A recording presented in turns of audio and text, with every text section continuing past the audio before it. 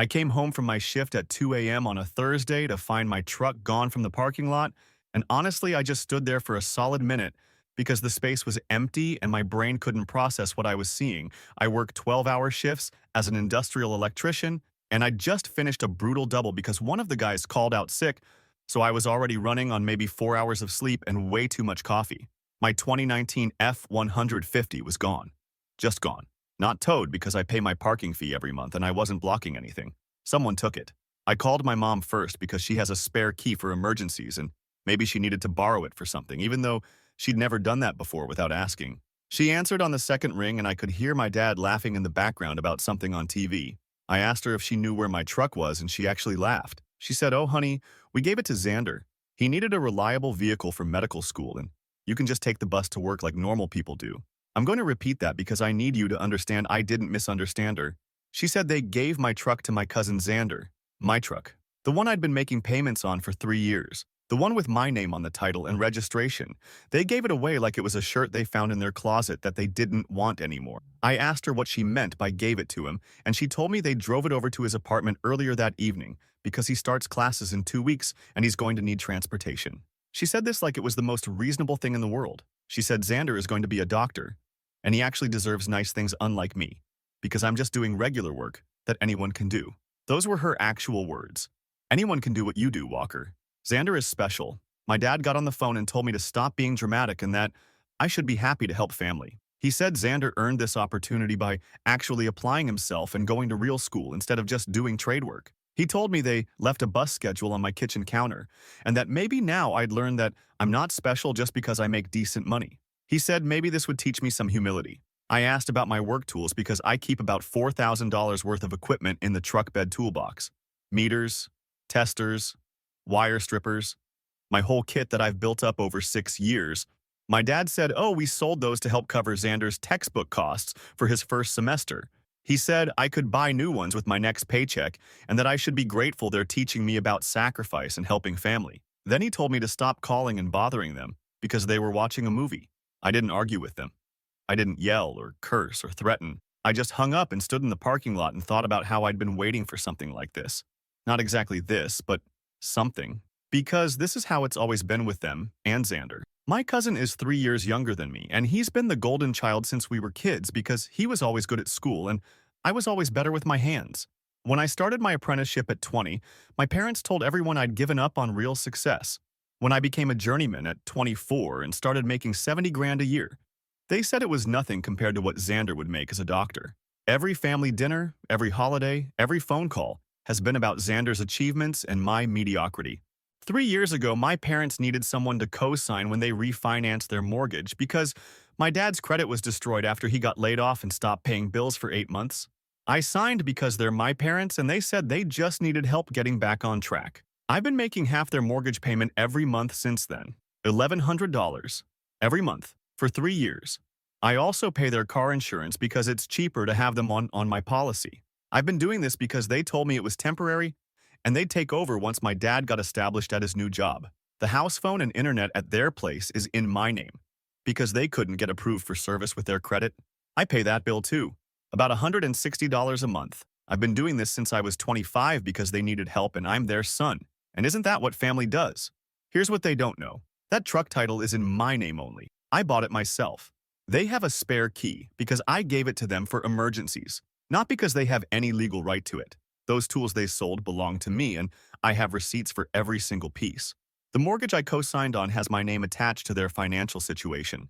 The insurance policy that covers their 12-year-old sedan lists me as the primary account holder. I went inside my apartment and didn't sleep at all that night. I sat at my kitchen table and I made a list of every single financial connection I have to my parents, every payment I've made, every bill in my name at their address, every legal document with my signature on it. I've been making good money for 4 years and I've saved most of it because I live in a cheap one-bedroom and I don't have expensive hobbies. I have $73,000 in savings. My credit score is 780. I have zero debt except my truck payment, which I've never missed. I called out of work Friday, which I never do. I drove my coworker's car to the police station and filed a report for stolen vehicle and stolen property. The officer asked if I was sure I wanted to do this against my parents, and I said yes. He said it might be considered a civil matter since they're family and had access to the key, but he took the report anyway. I gave him the VIN, the title paperwork, and my receipts for the tools. Then I drove to Xander's apartment complex.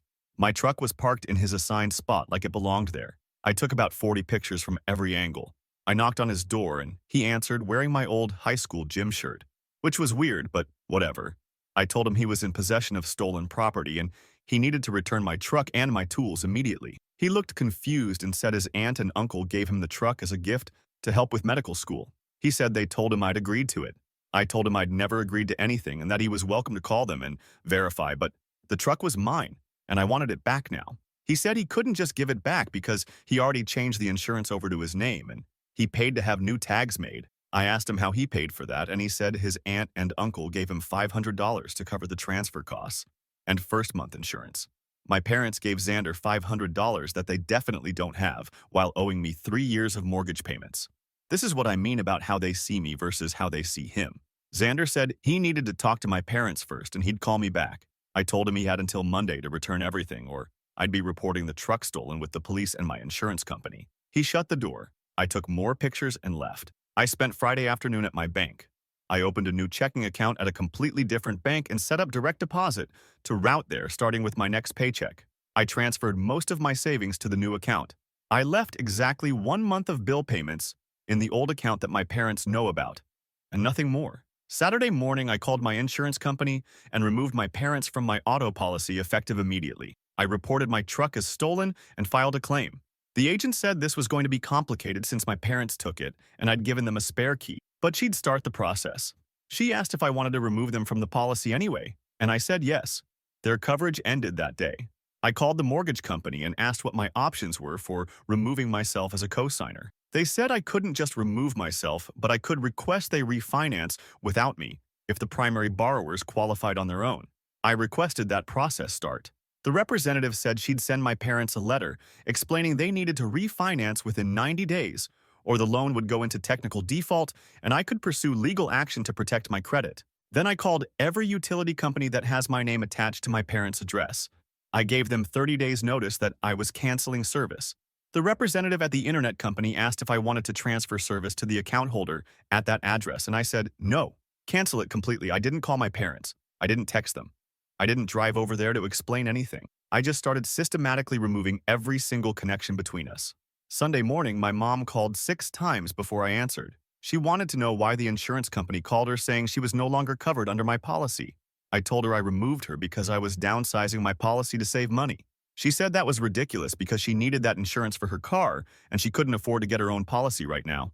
I said that sounded like something she should have thought about before she gave away my truck. She started crying and said I was being cruel and that family helps each other. I asked her if stealing my truck and selling my tools was her idea of family, helping each other. She said they didn't steal anything. They were just helping Xander get started in life, and I was being selfish by not supporting my cousin's education. She said I make plenty of money, and I can just buy new tools and take the bus for a few months until I save up for another vehicle. I hung up on her. She called back immediately and I let it go to voicemail. She left a message saying I was ungrateful and that everything they'd done for me over the years meant nothing, apparently. She said they raised me and fed me and I owed them for that. She said the least I could do was sacrifice a little bit to help Xander succeed. My dad sent me a text late Sunday night saying I needed to call the insurance company first thing Monday and get them added back to my policy because they had to drive to work. I didn't respond. Monday morning, I got a call from Xander. He said he'd talked to his aunt and uncle and they told him the truck was a gift from them to him and that I was just being difficult because I've always been jealous of him. He said he wasn't giving back the truck because it was legally transferred to him and he'd already changed all the paperwork. I told him the title was still in my name and any transfer he did was fraudulent and I'd be pursuing criminal charges. He hung up on me. I called my insurance company back and confirmed they'd processed my stolen vehicle claim. I called the police station and asked about my report. They said it was still being processed, but they'd follow up with Xander and my parents this week. Tuesday morning, my mom sent me a long text message about how I was destroying the family over a vehicle and some tools that could be replaced. She said I was choosing material possessions over the people who loved me. She said Xander needed that truck more than I did because his education was more important than my job. She said I should be proud to help him instead of acting like a child who didn't get his way. I didn't respond to that either.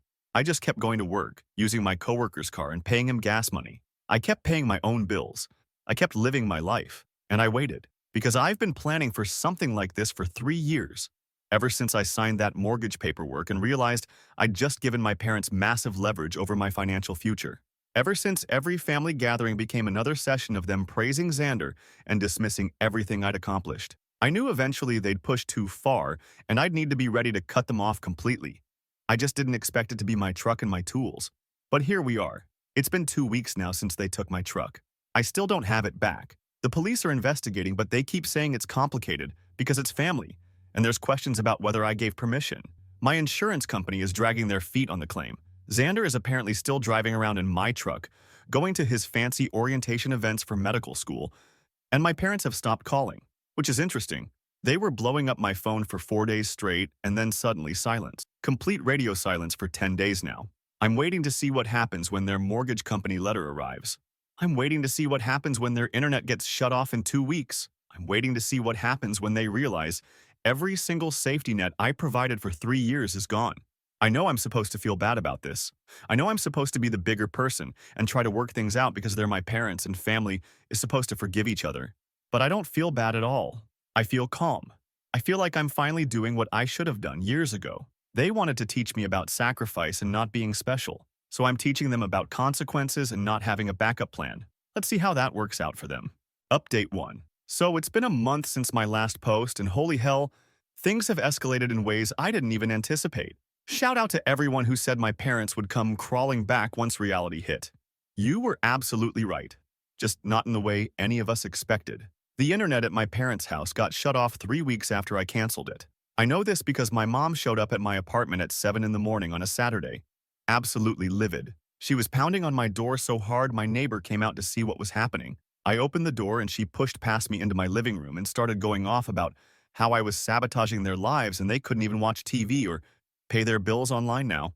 I just stood there and let her rant for about 5 minutes. She was talking about how my dad needed the internet for work emails and how she couldn't even video chat with her sister anymore and how was she supposed to manage their banking without internet access. I waited until she ran out of steam, and then I asked her if she'd returned my truck yet. She actually looked confused, like she couldn't understand why I was bringing up the truck when we were talking about their internet problem. She said the truck situation was completely separate, and I was punishing them for something Xander did. I told her no. Xander was driving around in my stolen truck with my parents' full permission and support, so this was absolutely about what they did. She said they were just trying to help family, and I was being vindictive over a vehicle I could replace. I asked her if she'd replaced my $4,000 worth of tools yet. She said they'd given that money to Xander for school supplies and it was gone. And I needed to stop bringing it up like it was some huge deal. $4,000 isn't a huge deal, apparently. Good to know where I stand. My mom then told me she'd just get internet service in her own name, and I said good luck with that given her credit situation. She said that was a low blow, and I was being cruel. I told her I was being practical and she needed to leave my apartment. She refused and said we were going to sit down and talk about this like adults. I told her adults don't steal their children's vehicles and sell their property without permission. She said I was never going to let that go, was I? That's when my dad called her phone. She answered it on speaker and he was asking where she was because they needed to go sign paperwork at some office. She told him she was at my place trying to talk sense into me. He told her to tell me that I needed to fix the insurance situation immediately because her car registration was coming up for renewal, and she couldn't renew it without active insurance. I said loud enough for him to hear that they should have thought about that before giving away my truck. My dad started yelling through the phone about how I was acting like a spoiled brat who didn't get his way. He said they'd done me a favor by teaching me some humility, and I was responding by trying to destroy their lives. He said when he was my age, he would have been honored to help a family member get ahead in life instead of hoarding his resources like some selfish jerk. I asked him if he'd finished reading the letter from the mortgage company yet. Complete silence on the phone. Then he asked what letter. I told him the one explaining they had 90 days to refinance without me as a cosigner, or I'd be pursuing legal action to protect my credit. More silence. Then he told my mom to come home right now and hung up. My mom looked at me like I'd just told her I burned their house down. She asked what I was talking about with the mortgage. I explained very calmly that I was removing myself as cosigner since they clearly didn't value my contributions to the family, and I needed to protect my financial future. She asked how they were supposed to refinance when my dad's credit was still terrible and she didn't work full-time. I said that sounded like a them problem, not a me problem. She called me a vindictive little jerk and left, slammed my door hard enough that my neighbor opened his door again. I just waved at him and went back inside. That was 3 weeks ago. Since then, things have gotten complicated in new and interesting ways. First, the mortgage company letter apparently arrived the same day my mom came to my apartment. My parents spent a week trying to find a way to refinance without me. According to my dad's angry voicemail that I definitely saved, no bank will touch them because his credit score is in the low 500s and they have too much existing debt. He said I'd effectively trapped them in a loan they couldn't modify, and I was going to ruin their credit along with my own if the loan went into default. I called him back, which I know some of you said not to do, but I needed to have this conversation.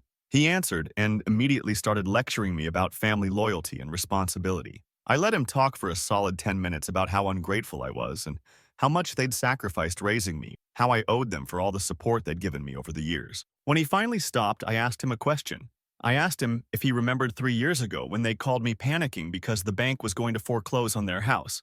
If he remembered sitting at their kitchen table crying because they were going to lose everything and didn't know what to do. If he remembered me signing those papers even though I was only 25 and had just started making decent money and was terrified of tanking my own credit by tying myself to their financial mess. He said of course he remembered, and that's why I should understand that family helps family in tough times. I asked him why they never took over the payments like they promised. Why I'd been paying $1,100 every month for 3 years with no end in sight. He said they'd had unexpected expenses and I made good money, so it wasn't hurting me to help out. I told him I'd paid almost $40,000 toward their mortgage over 3 years. He went quiet. I don't think he'd actually done the math. I asked him if he thought stealing my truck and selling my tools was an appropriate way to thank me for keeping them from losing their house. He said I was twisting everything around and making it about money, when it was about me being selfish. That's when I told him about the insurance and the utilities and the bank accounts and everything else I'd been systematically disconnecting. He called me some names I'm not going to repeat here. He said I was dead to him if I went through with ruining their lives over a stupid vehicle. I told him the vehicle was just the final straw and hung up. 2 days after that conversation, my Aunt Shirley called me. She's my mom's older sister, and she's always been pretty reasonable. She said my parents had called her crying about how I was refusing to help them anymore, and they were going to lose their house. She said she didn't want to get in the middle of family drama, but she felt like maybe there was a misunderstanding somewhere. I spent an hour on the phone with her explaining everything. The truck, the tools, the 3 years of mortgage payments, the insurance, all of it. She was quiet for a long time after I finished, and then she asked me if my parents knew I'd been paying that much of their mortgage. I said yes, I sent them confirmation of every payment. She said that couldn't be right because my mom had told her just last month that they were managing all their bills on their own and doing fine financially. That's when I realized my parents had been lying to their extended family about our financial arrangement. They'd been telling everyone they were independent and doing well while I was literally keeping them afloat. My aunt said she'd talk to them and get back to me. She called me back the next day and said my mom had admitted I'd been helping with some bills but claimed it was only a few $100s here and there, and I was exaggerating the amount to make them look bad. My aunt asked if I had proof of the payments. I sent her 3 years of bank statements showing the transfers. She called me back an hour later and said she'd had a very difficult conversation with my mom, and she thought maybe everyone needed to take a step back and calm down. I asked her if she still thought this was a misunderstanding. She said no. She thought my parents had made a terrible mistake, but she hoped we could all work through it as a family. I told her I appreciated her trying to mediate, but there was nothing to work through. My parents stole my property, sold my tools, and showed zero remorse for any of it. They'd only started caring when their own comfort was affected. My aunt said she understood, but family was important, and I should at least try to find a compromise. I told her I'd already compromised for 3 years by paying their bills. I was done compromising. Meanwhile, Xander has been radio silent since our last conversation. My truck is still parked at his apartment complex. I drive past there twice a week just to make sure it's still there and document it with photos. The police investigation is going nowhere because apparently family theft is super low priority, and they keep suggesting I take it to civil court instead. My insurance claim is still pending because they're investigating whether I gave implied permission by providing a spare key. But here's where it gets interesting. Last week, I got a call from a number I didn't recognize. It was Xander's dad, my uncle Gustavo. He's my dad's younger brother, and he's always been pretty vocal about how proud he is of Xander. He told me he'd heard about the situation with the truck, and he thought I was being unreasonable. He said Xander was starting an important phase of his life, and he needed reliable transportation, and I should just accept that the truck was Xander's now and move on with my life. I asked him if he'd be willing to put that in writing. He asked what I meant. I said if he wanted to officially state that stolen property should remain with the thief because the thief had important life plans, I'd be happy to take that statement to the police and my insurance company. He said I was being ridiculous and technical and missing the bigger picture. I asked him what the bigger picture was. He said the bigger picture was that Xander had always been destined for great things, and sometimes people who are doing ordinary work need to sacrifice so that exceptional people can reach their potential. He said I was in a position to help Xander, and I should be grateful for the opportunity to contribute to his success. He said my parents had done the right thing by prioritizing Xander's needs over my wants. I asked him if he thought $4,000 worth of stolen tools was a want. He said those tools could be replaced, but Xander's education was irreplaceable. I asked him why he didn't buy Xander a vehicle himself if it was so important. He said he'd already given Xander $15,000 toward tuition, and he couldn't afford a vehicle too. I asked him why he thought I should provide a vehicle that I was still making payments on. He said because I didn't have student loans or other important expenses like Xander did. This is the mindset I'm dealing with. My extended family genuinely believes that because I chose trade school and a working-class career, my property and earnings are somehow less valid than Xander's needs as a future doctor. My uncle actually said that my work was replaceable, but Xander's potential was special. I told my uncle that I wasn't sacrificing anything else for Xander, and if he wanted to continue the conversation, he could talk to my lawyer. He said I didn't have a lawyer, and I was bluffing. I hung up on him. Then I called a lawyer and scheduled a consultation because maybe I do need legal representation at this point. The lawyer meeting is next week. I'm going to ask about my options for recovering the truck, getting compensation for my tools, and extracting myself from the mortgage without destroying my credit. The lawyer's office said the initial consultation is $300, but it might be worth it just to know where I actually stand legally. My parents called again yesterday, both of them on speakerphone. They said they'd talked to a financial advisor and there was no way they could refinance without me, and if I forced them into default, they'd lose the house, and it would be my fault. They said I'd be making them homeless over a vehicle and some tools. My mom was crying, my dad was angry. They said if I cared about them at all, I'd stop this vendetta and work with them to find a solution. I asked them what solution they were proposing. They said I should continue co-signing the mortgage and resume paying the insurance and utilities, and they'd work out a payment plan to reimburse me for the tools eventually. I asked about the truck. They said Xander really needed it, and I should just accept that and buy myself something cheaper to drive. They said they'd try to convince Xander to give me $1,000 for it eventually, but he was on a student budget, so it might take a while. $1,000 for a truck I'd put $12,000 into and still owed $8,000 on, plus another $4,000 in tools. So they wanted me to eat a $23,000 loss, continue paying their bills, and accept that Xander deserved my property more than I did. I told them no. They asked what I meant by no. I said no to all of it. No more mortgage payments, no more insurance, no more utilities, no more money, no more help. They'd made their choice when they gave away my truck and I'd made mine. They said I was going to regret this when they lost everything. I said they should have thought about that before they decided I was disposable. My mom said I was breaking her heart. My dad said I was a disappointment. I hung up and blocked both their numbers. It's been 4 days since I blocked them. I don't know what they're doing about their mortgage situation. I don't know if they've found new insurance. I don't know how they're managing without internet. And honestly, I don't care anymore. I'm done being the backup plan for people who think I'm worth less than my cousin. The lawyer consultation is in 3 days. I'll update after that meeting with whatever options I have. Some of you said I should just walk away and let karma handle it, but I want my truck back and I want compensation for my tools. They took from me, so I'm taking back what's mine legally through proper channels. And if that means they lose their house because they can't afford it without my support, well, they should have considered that possibility before they decided Xander's convenience was more important than my property rights. Update 2. The lawyer meeting happened, and I'm honestly still processing everything he told me. For those of you who said I should have lawyered up immediately, you were right. For those who said this was going to get messy before it got better, you were also right. The lawyer's name is Knox, and he specializes in family law and property disputes.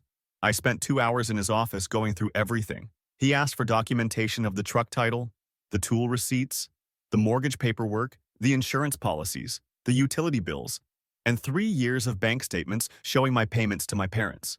I'd brought all of it because I've been keeping records of everything since I was 25 and signed that mortgage. Knox looked through everything and then told me the good news and the bad news. Good news is, I have an extremely strong case for recovering my truck and getting compensation for my tools. The title is in my name. I have the spare key documentation showing it was for emergencies only, and my parents admitted in text messages that they took it and gave it to Xander. That's textbook theft regardless of family relationship. Bad news is the mortgage situation is complicated as hell. When I co-signed, I took on equal legal responsibility for the debt. I can't just remove myself without their permission or a refinance. The mortgage company can't force them to refinance, but they also can't remove me unilaterally. What I can do is stop making payments and let my parents deal with the consequences. But if they default, it will damage my credit too, until I can prove in court that I made good faith efforts to fulfill my obligations, and they're the ones who breached our agreement. Knox said, my best option for the mortgage is to file a civil suit against my parents for the $40,000 I've paid over 3 years. If I can prove that they promised it was temporary and never intended to take over payments, I might be able to recover some of that money and use the judgment to force a refinance or sale of the property. It's going to cost me about $5,000 in legal fees and take 6 to 8 months minimum. For the truck and tools, Knox said he could send a formal demand letter to my parents and Xander requiring return of the truck within 10 days and payment of $4,000 for the tools within 30 days. If they don't comply, we file in civil court for theft and conversion of property. He estimated another $3,000 in legal fees for that case if it goes to trial, but he thought it probably wouldn't because the evidence is overwhelming. I authorized both the demand letter and the civil suit preparation. Knox said he'd have the demand letter ready in 3 days, and we'd file the suit against my parents the following week. He also said I should be prepared for my family to escalate their behavior once they receive legal documents, because people tend to panic when lawyers get involved. He was absolutely right about that. The demand letter went out on a Friday.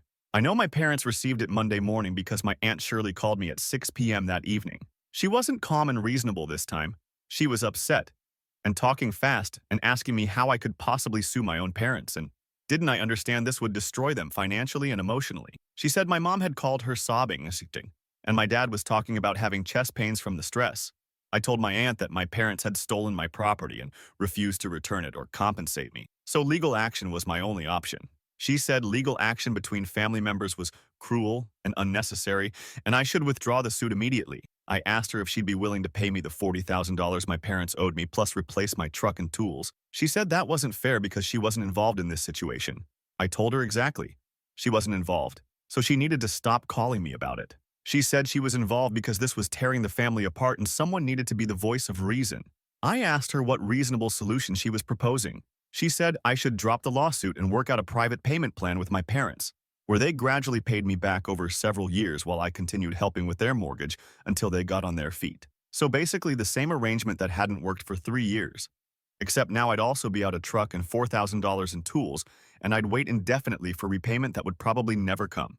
I told my aunt no. She said I was being stubborn and prideful. I said I was being financially responsible and she could think whatever she wanted about it. She hung up on me. 2 days after that, I got a call from my uncle Gustavo again. This time he wasn't lecturing me about helping Xander. He was angry about the demand letter Xander had received. Apparently Knox had sent one to Xander too, since he's the one currently in possession of my truck. The letter demanded return of the vehicle within 10 days, or Xander would be named in the civil suit as well. My uncle said I was threatening his son with legal action over a vehicle that had been given as a gift. I corrected him that it had been given as stolen property. He said the semantics didn't matter, and Xander was a full-time medical student who couldn't afford to be dragged into court. I said Xander should have considered that before he accepted a vehicle he knew belonged to someone else. My uncle told me I was jealous of Xander's success, and I'd always been jealous.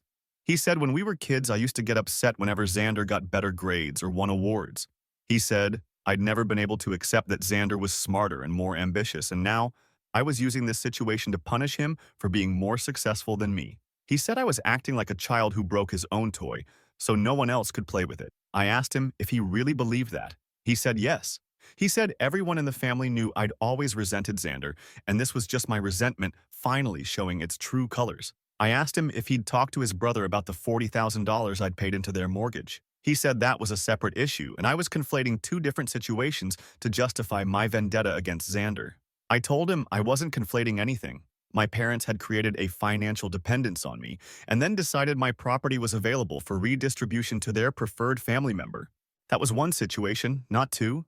He said I was twisting everything to make myself look like a victim when really I was just being vindictive. I hung up. The thing is, my uncle isn't entirely wrong about the jealousy. When we were kids, I did resent Xander. Every family gathering was about his honor roll achievements, while I was getting C's and D's. Every holiday was about his piano recitals and academic awards, Well, I was just the kid who liked taking things apart and rebuilding them. My parents stopped coming to my shop class exhibitions by the time I was 15 because they were boring compared to Xander's academic competitions. When I was 17 and told my parents I wanted to go to trade school instead of traditional college, my dad said I was giving up before I'd even tried. He said if I just applied myself like Xander did, I could probably get into a decent state school. My mom cried and asked where she'd gone wrong, raising me. They didn't come to my trade school graduation. They said they had to attend one of Xander's scholarship award ceremonies the same weekend. So yeah, there's history there. Years of being compared and found lacking. Years of my accomplishments being dismissed as less important than Xander's. Years of feeling like the disappointment child who couldn't measure up. But that's not why I'm doing this. I'm doing this because they stole my truck and sold my tools and showed zero remorse for it. The childhood stuff just explains why I'm not surprised they thought they could get away with it. 3 days after my uncle's call, my mom showed up at my workplace.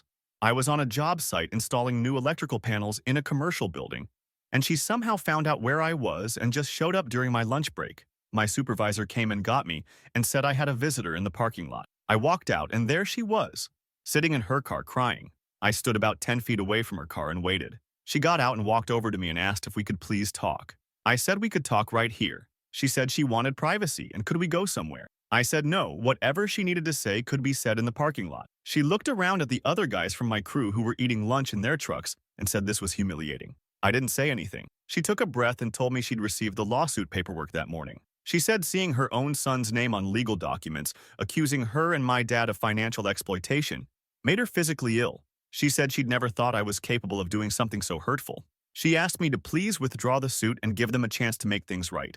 I asked her how they planned to make things right. She said they'd return my truck as soon as Xander could find alternative transportation. I asked her when that would be. She said maybe a month or two once he got settled into his school schedule and could figure out the bus routes. I asked about my tools. She said they couldn't get the money back from Xander because he'd already spent it on textbooks and supplies. I asked about the $40,000 in mortgage payments. She looked confused. She said the mortgage payments were different because I'd agreed to help them and I couldn't just demand that money back. I told her I'd agreed to help temporarily, not permanently. She said I'd never put a time limit on it, so how were they supposed to know when I expected them to take over? I reminded her that they'd promised to take over within a year when we signed the papers. She said that was before they understood how expensive everything was going to be. She said they'd had unexpected costs and medical bills and car repairs, and they genuinely couldn't afford to take over the full mortgage payment. She said I made enough money that it wasn't hurting me to help, and they'd always assumed I'd continue until they were in a better position. I asked her when they thought they'd be in a better position. She said she didn't know, but probably not for a few more years. A few more years, after I'd already paid for 3. So their plan was basically for me to pay their mortgage indefinitely while they spent their money on whatever they wanted, including giving my truck to Xander. I told her that wasn't happening. She started crying harder and said I was abandoning them when they needed me most. She said after everything they'd done for me, raising me and supporting me, this was how I repaid them. I asked her what exactly they'd done for me after I turned 18. She listed off things like letting me live at home during trade school and giving me advice and being there for emotional support. I reminded her that I'd paid rent while living at home. She said it was barely enough to cover utilities. I reminded her that I'd moved out at 19. She said that didn't erase the 18 years before that. I told her we were done talking and she needed to leave my workplace. She grabbed my arm and said please just give them one more chance. She said they'd do better about communicating and they'd work out a real payment plan and they'd make sure I got compensated eventually.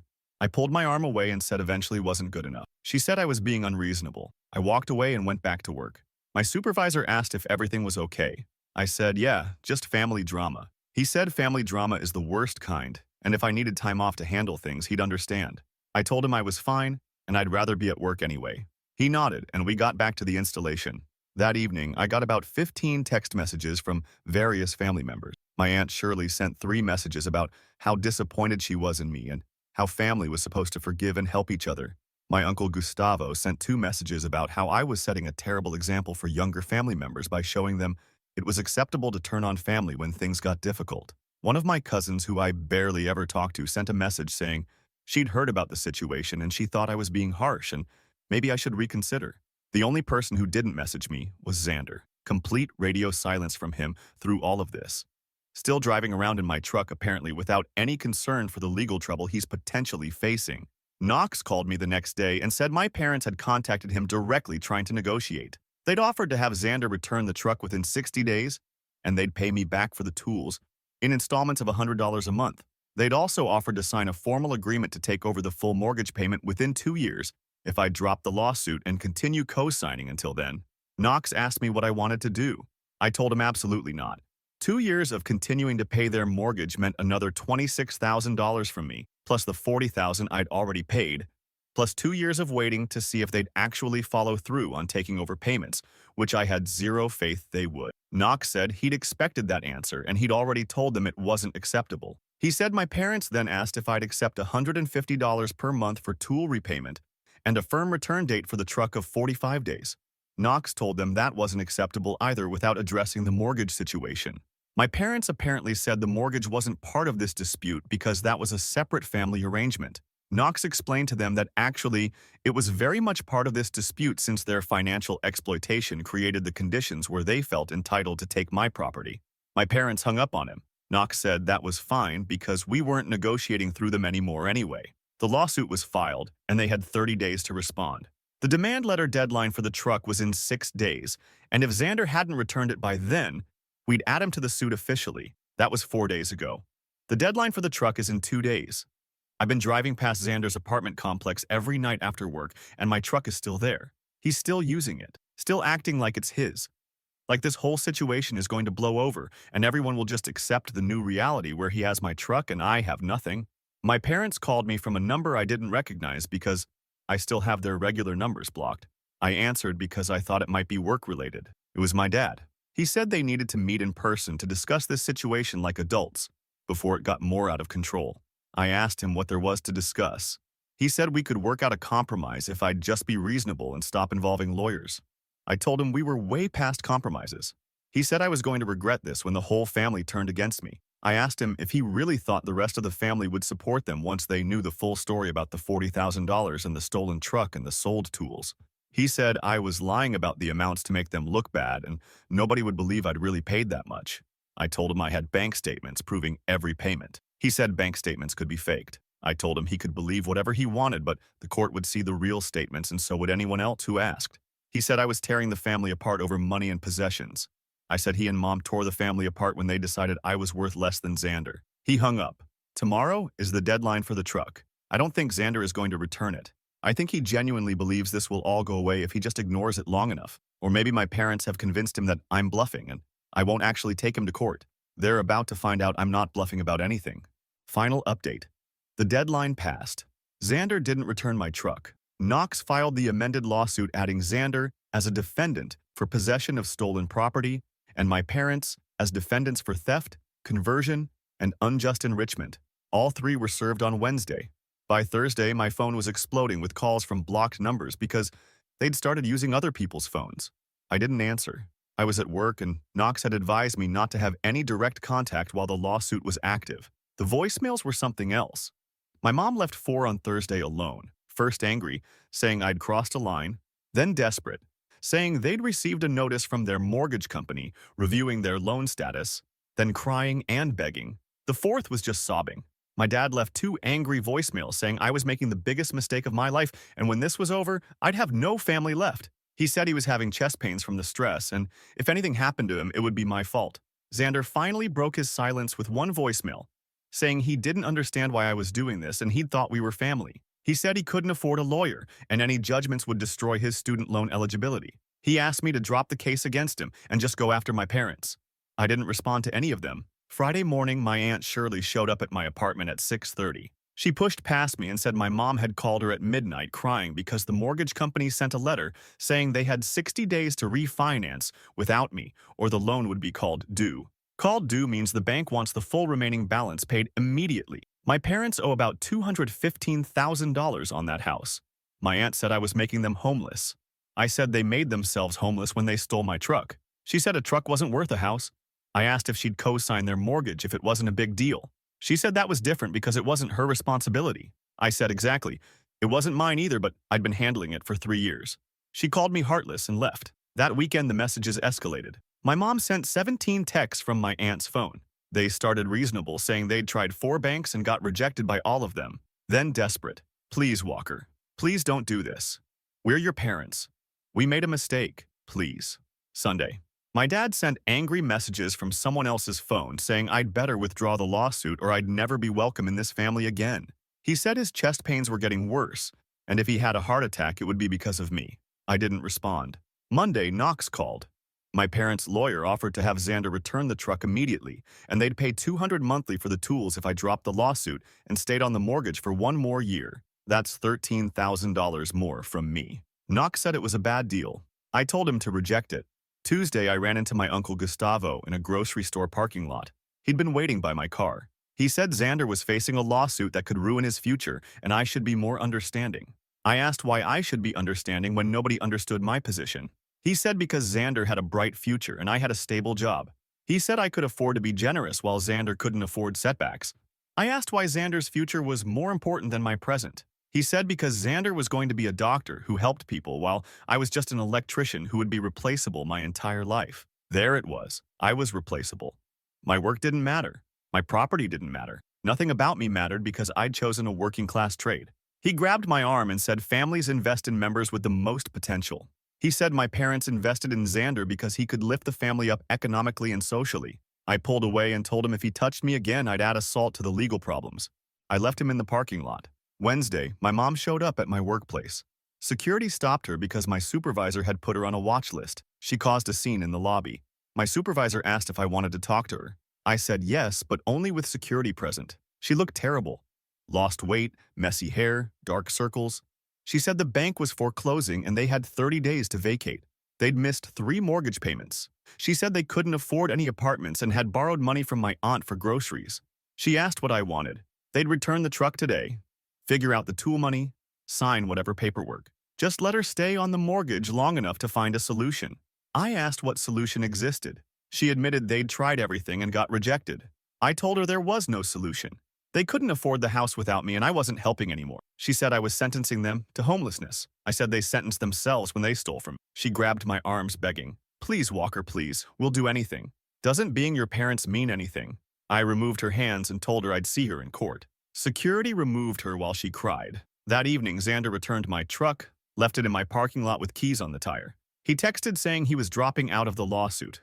Couldn't afford a lawyer. His dad was helping him buy a used sedan. The truck had 2,000 more miles, a dent in the bumper, and smelled like fast food.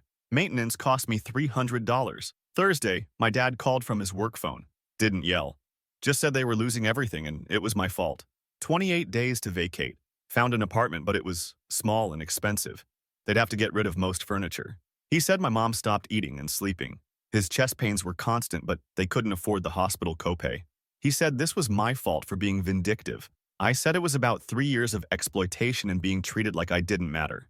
He said it was too late, and I destroyed the family. I said they destroyed it themselves. Friday, Knox called with a settlement offer. $12,000 over 5 years to drop everything. Knox said it was insulting. I told him to reject it. Saturday, my mom sent final messages. Moving out in 2 weeks, sold most furniture for almost nothing, taking only what fits in the new apartment. My dad's health was failing, and they couldn't afford medical care. She said all this because I decided possessions were more important than family. She said when they were struggling in their tiny apartment and my dad's health failed, I should remember I chose this. I didn't respond. Haven't responded in weeks. The lawsuit is moving forward. Knox says we'll settle for $8,000 to $15,000 plus court costs. They'll make monthly payments or face wage garnishment. They're losing the house regardless.